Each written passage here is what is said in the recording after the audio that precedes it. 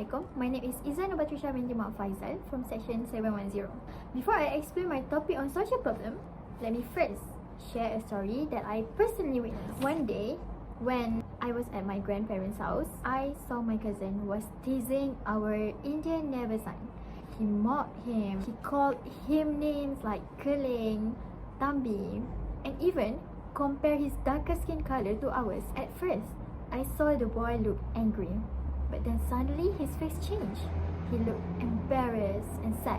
From this situation, even when it looks like a joke, it can cause deep pain on someone. And that is my story.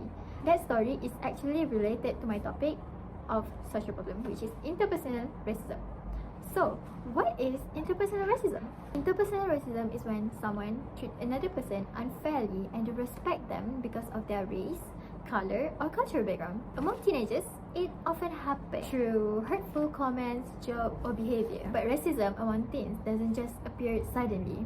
There are reasons why it happens and why it keeps repeating. To understand this better, let's look at two main causes of the problem. The first one is cultural norm. We know teenagers often copy the behavior of people around them, like family or friends. If they hear racist jokes or comments, they might think it is normal and repeat the same action without knowing the effect they cause. The second cause is the influence of the social media. Teenagers spend a lot of time online, and sometimes they see stereotypes, racist joke or hate speech on the internet. When this happens often, it can make them believe false ideas about other races and think discrimination is acceptable. To understand this problem more deeply, I want to connect it with sociological perspective.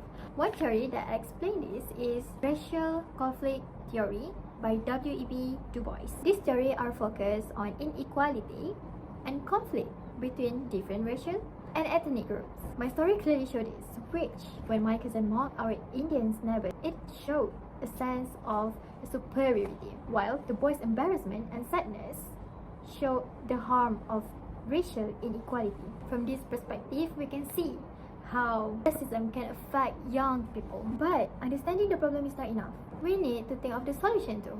One effective solution comes from the media, especially using social media campaigns.